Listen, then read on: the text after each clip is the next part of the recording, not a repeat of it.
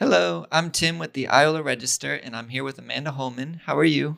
I'm good. Thank you for having me. And I was just asking, so you are the FFA advisor for Iola High School and also the agriculture education teacher. Yes, that's correct. Yep. Okay.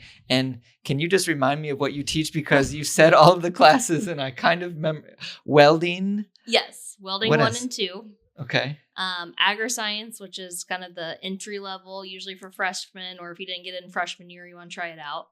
And then animal science, plant science, and agribusiness. Oosh, busy. That's a lot of stuff. And I'm very grateful that you are here because you are also 9 months pregnant. Congratulations. Yes, thank you.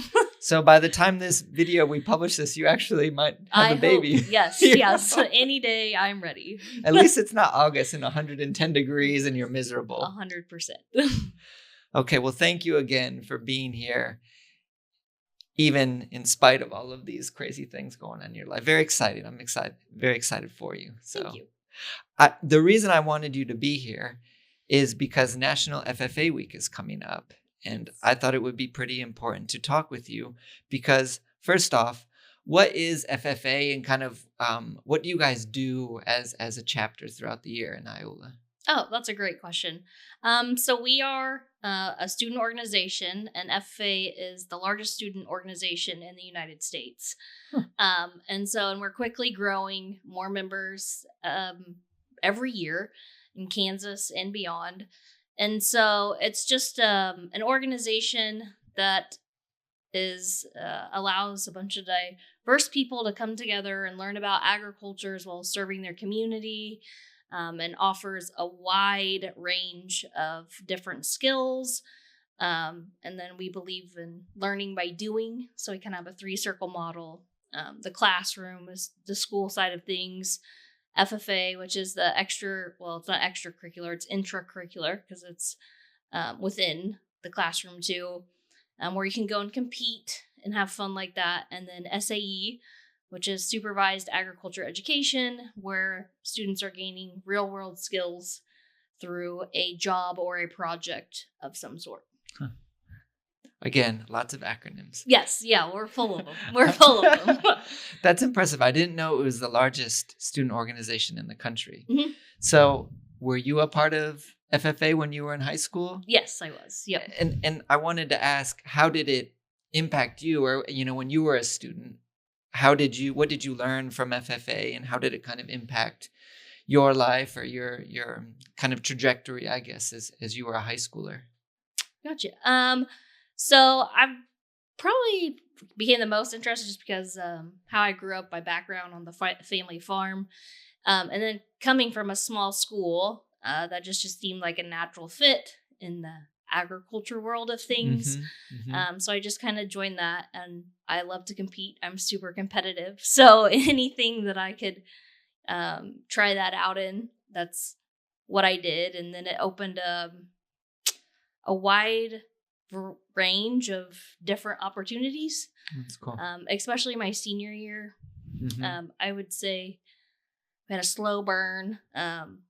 We had a new teacher come in my senior year that really pushed us and was like, no, you're going to do this. You'd be good at it. And this was all in Crest High School, right? Yes. You were a Crest grad? Yes. Okay. Cool. Yep. And how did you find your way to being the advisor here in Iola? Was it something you were eager to do? Did you get voluntold into doing it? Well, that's kind of a crazy story. So I spent my first 2 years at Eureka High School, and I absolutely loved it. But I was approached by Charlie Kerr. He was the teacher here for 36 years. Well known here, yeah. Yes. And he said, I'm going to retire. Would you apply? And that was in my first year at Eureka. And I was like, I'm just not ready to leave yet. I don't know. Yeah. And this was your first teaching gig, right out of K-State, because that's where you graduated, K-State. And then, so hold on, I'm going to back up. Okay. So you're a Crest graduate. Yes. Then you went to, did you go straight to K-State? Or I went to Bethel for 2 years to play volleyball first. Okay. Yep. And volleyball is a whole nother thing that I wanted to ask you about. But then, so then Bethel and then K-State. Yes. And then you graduated with your degree in agricultural education. Yes. And then started over in Eureka. Correct. Okay. And so your first year, you're a brand new teacher in Charlie Kerr Charlie Kerr asked you to come to Iola? Yes, after the end of that year, he was like, "Hey, I think I'm going to retire. What do you think about applying?" You told him no.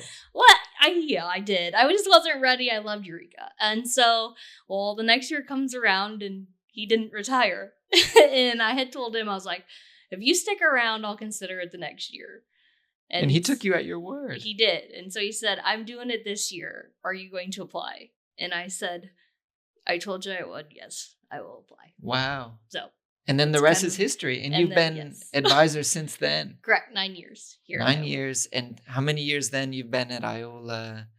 I've been in Iola 9 years. 9 years. Yep. And in education then 11? Correct. So you're 11th, 12th year teaching. Wow. Yeah. That 11th year? 11th year, yeah. Wow. Yeah. Okay. And so the thing I wanted to ask you is, well, one of the things I wanted to ask you is FFA, so it's student service. I think a lot of people, when they hear Future Farmers of America, they assume that you have to want to be a future farmer to be an FFA. And I'm wondering if you think that's true, or if you look at your students who are members now or involved in the organization, when you look at them and think about what they're interested in doing, is it all about farming? Is farming a huge part of it? Just kind of how does FFA, is it about service? I guess I'm just kind of curious of how you approach your work with kids and what you focused on. So actually in 1988, FFA realized like the acronym, which is still known by Future Farmers of America, they really changed the name to, it's called the National FFA organization, and they just tried to do away with FFA as an acronym to include everybody, because not everybody wants to go into farming or agriculture. And I personally think Iola would be more of a rural community if I look at, communities around.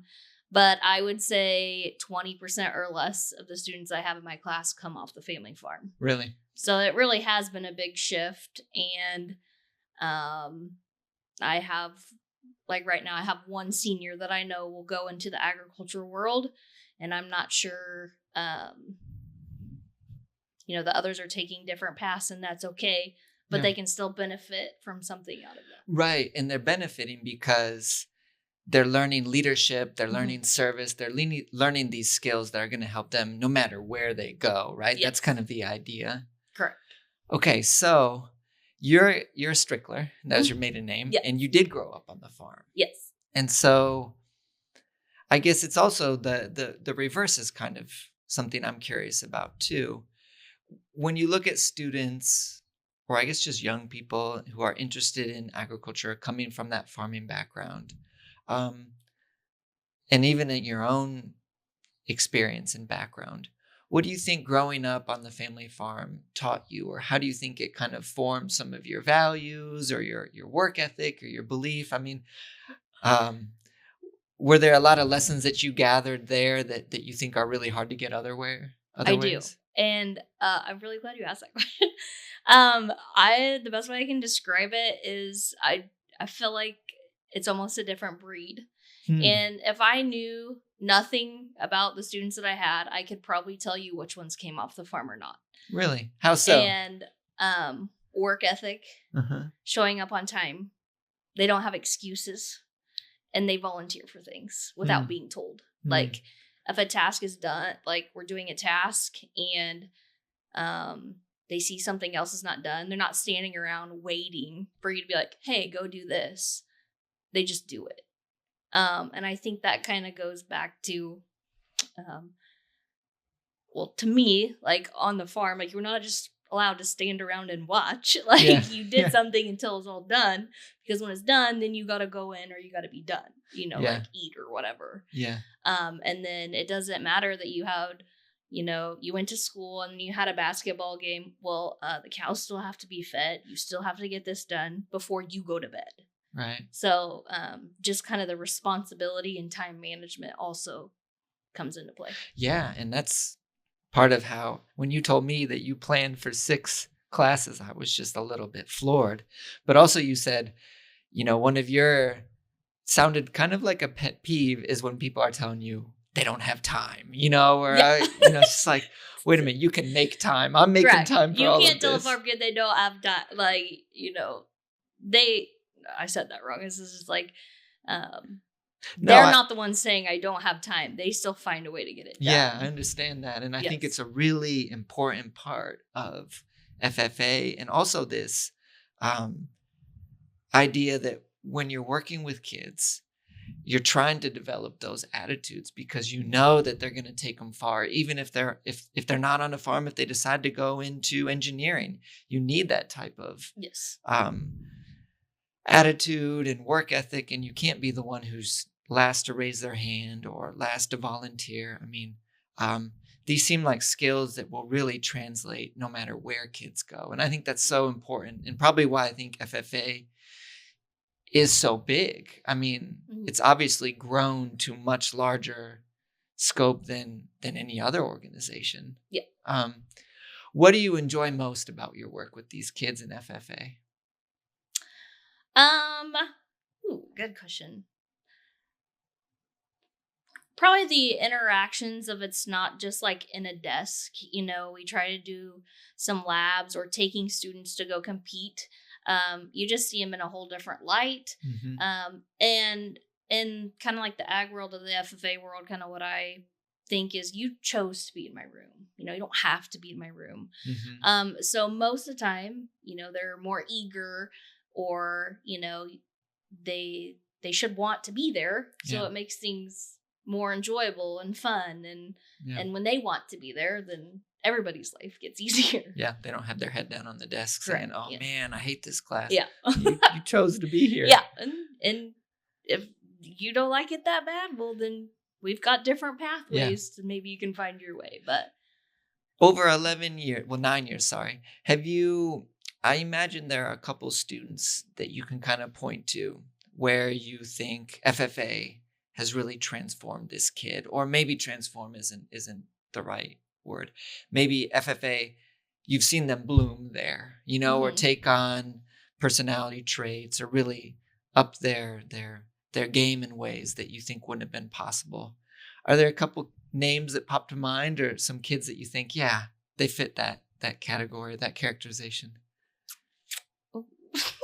I do have a lot, and I'm putting you on the spot. I know you are. Like, oh, you guys see it. And some of them are more traditional FFAers in a sense. So I'm really trying to think of like students that took the untraditional path through me. And sometimes that's always harder for me to gauge because I don't necessarily know it until like after. Right. That's the interesting part about teaching is sometimes it's not until 3 years later that the kid reaches out and is like, "Hey, I really liked your class." Yeah, you're like, really? Awesome. Yeah. Like the ones that are go-getters and you just know. I know those off the top of my head. Probably the most recent one I can say that took a very untraditional path, or I don't know really how they ended up in my. Okay, I have two now that you say that. One was he just graduated last year, Sean McLaughlin. I'm not sure he came into my room knowing what he wanted to do, but really found a niche and excelled once he bought in. And when he graduated, his goal was to possibly become an agriculture education teacher. Wow. And he was found his kind of niche in like the sales, public speaking, and then he was a member of our national dairy cattle team as well. So he really absorbed the information and tried to do everything that he could, make the best of his opportunity. That's really cool. And then another non-traditional one, I just remember a story and I tell it sometimes. He really didn't know why he ended up in my room freshman year. I think they just put him in there at our he just got randomly assigned. Yeah, and it's our first day activity. He was like, "That's kind of cool. I think I'll stay." And his name was Jaden Morrison, and he was our state poultry proficiency winner and an officer the last 2 years, and became very involved. But not someone that came up being like, I'm those two, or not ones that came up being like, I'm going to be an FFA and this is what I'm going to do. Yeah. Whether it was by accident they got in the room or whatever, they just made most of their opportunity. Where's Sean now? Do you know? He's at Allen. And Jaden is at Allen too, or? He did his last 2 years at Allen. I could be wrong, but I think he might be an Emporia. Yeah. One of the two, yes. I remember I saw him around town and I asked him. I said, where are you going to? And either Emporia or Pitt. Yeah. Those are cool stories. Those are. And then I have I have your traditional ag kids that just excel that I could name, but those names probably wouldn't be of surprise to anyone. Right. So. One of the things that maybe I should phrase it this way. As you think about farming and the family farm and all the good that it teaches, you also read and hear a lot about how it's harder and harder for youngsters and young people to enter farming now, and agriculture is really kind of a go big or go home mentality. It's very expensive. There's not a lot of land available. Land is expensive. And so if you didn't grow up in farming, it's pretty hard to get your foot in the door. And then you also wonder just if there's fewer kids going into farming. I guess I'm wondering if that concerns you. Does that keep you up at night? There's two ways to look at it, I think. And the first way is what you said. I feel like, we're the average farmer is 60 some years old, and that's a pretty old, Yeah. Close to retirement. Yeah, right? I shouldn't say pretty old, but the gap is fairly large between, closer to retirement than they have years left to work. Sure. And so then what scares me a lot of the time is when they do decide to quit, I personally just feel it's sad that the kids just sell it off. But granted, they've made their own lives somewhere else at this point. Not in every case, but I feel like that's what's happening over and over. And you're right, land is only going to get more expensive. So that part is the part that scares or it's disappointing to me, I guess. It's kind of the glass half empty, I guess. Yeah. Okay, so what's the other side then? The glass half full would be, I do think there is a market for younger people that may not, that market isn't necessarily maybe buying that land, but the opportunity to rent the land because, for example, large land goes up for sale around here and typically hunters seem to buy it. Well, hunters only have a season and one purpose.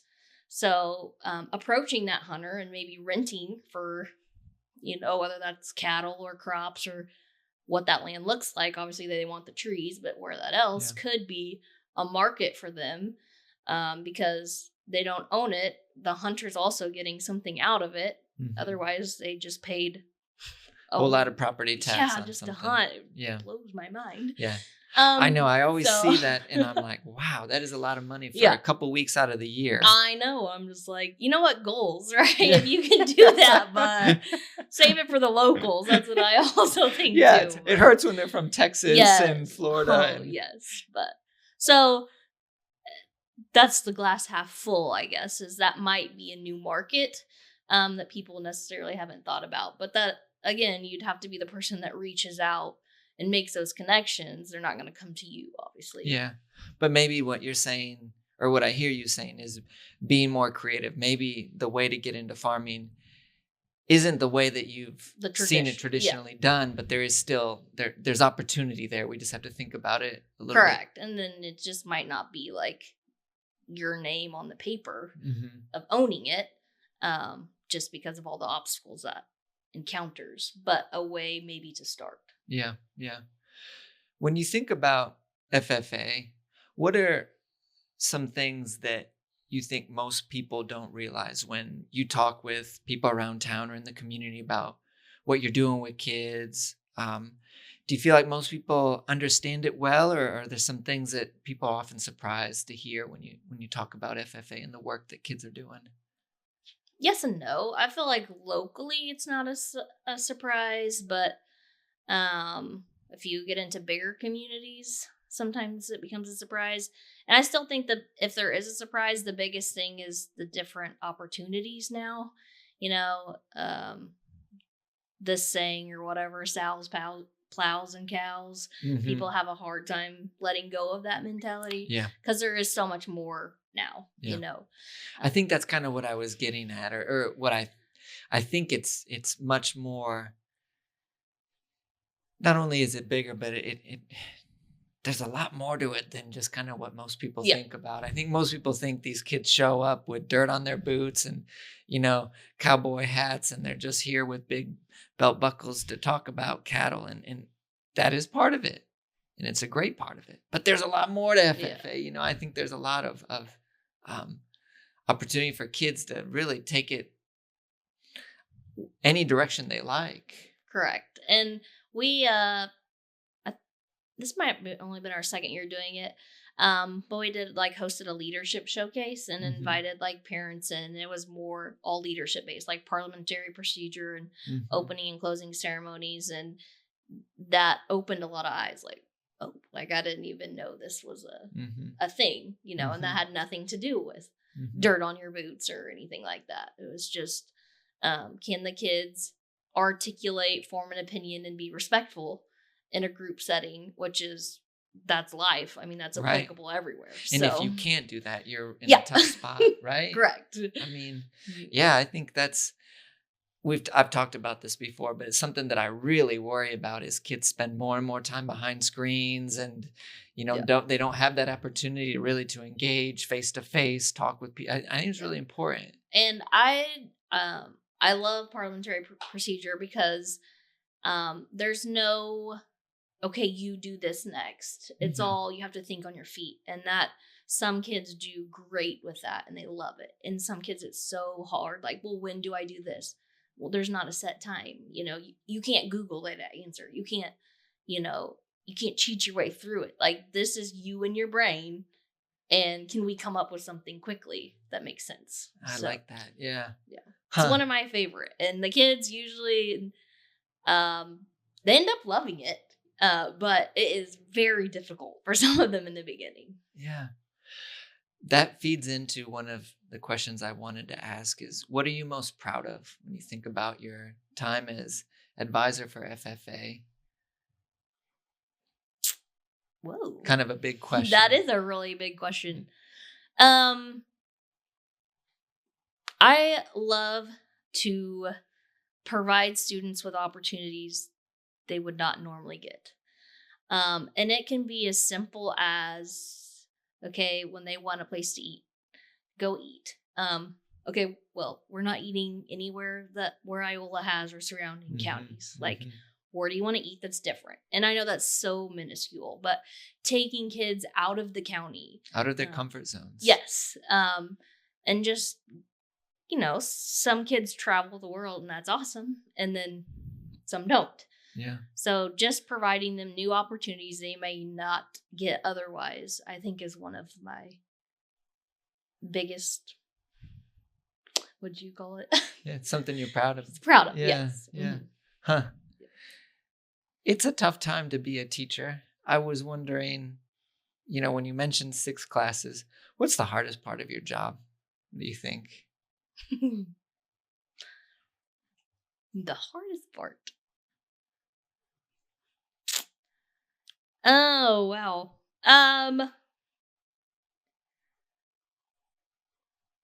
Now that you're in it so long, I guess.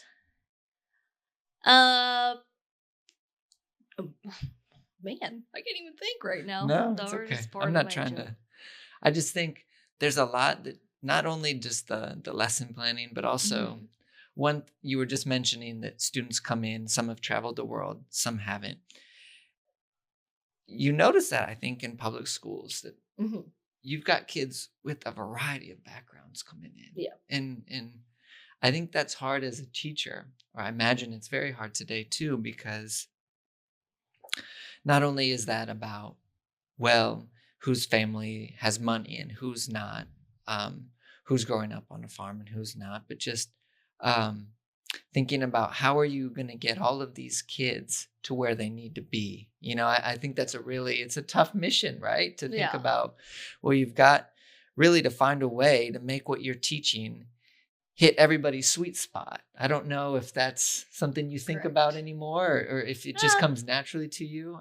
Yes and no. My goal with that is that as long as you're a productive citizen in society, you're a success. And your success may look different than Bobby's success. Mhm. But are you a productive member of our society who is pulling their weight in whatever fashion that is, and I try to preach to the kids, like, if you find something you love, you're not really working, Right. and then it makes your whole life more enjoyable. Yes. So yes and no. They come in kind of maybe the hardest part. It's Mhm. always in the beginning of everybody has different expectations, right?